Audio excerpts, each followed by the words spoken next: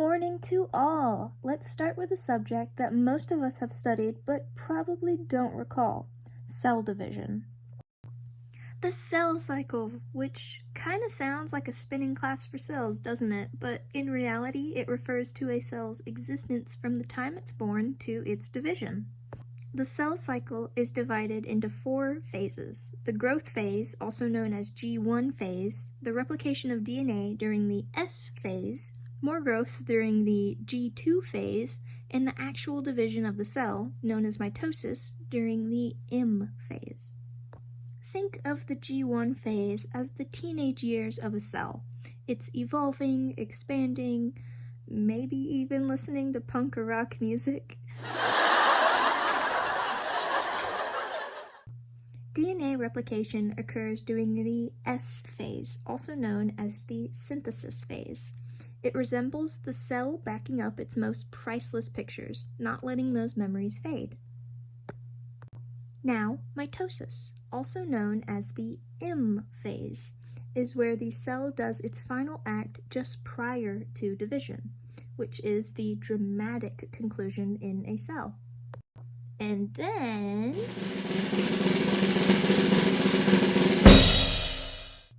it will divide into 2 daughter cells, and I can assure you it's more dramatic and interesting under a microscope. Not every cell, though, follows the rules. Some cells choose to act strangely.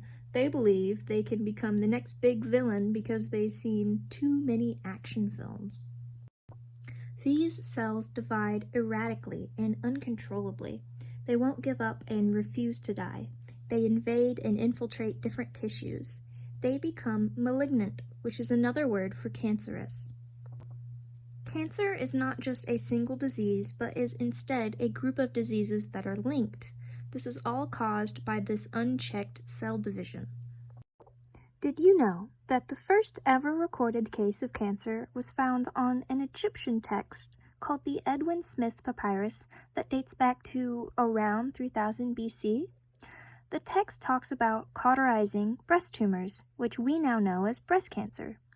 It was called a fire drill as they heated an instrument to close off the wound, which is now cauterization. The papyrus also clearly states that there was no cure to the breast tumors. The cell cycle, as you can see, features checkpoints, such as a VIP entrance.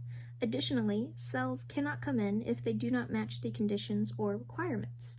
However, cancer cells, they just end up bribing the bouncer at the door. Mutations in DNA, aka the blueprint of the cell, frequently causes cancer. It would be similar to trying to bake a cake and unintentionally switching salt for sugar because of a misread recipe.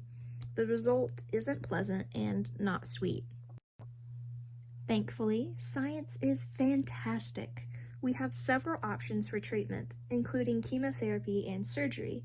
Basically, what we are trying to say to those rogue cells is not on my watch. A little fun fact is that an MRI is very, very sensitive to soft tissue and can actually help in seeing and detecting tumors or cancerous cells.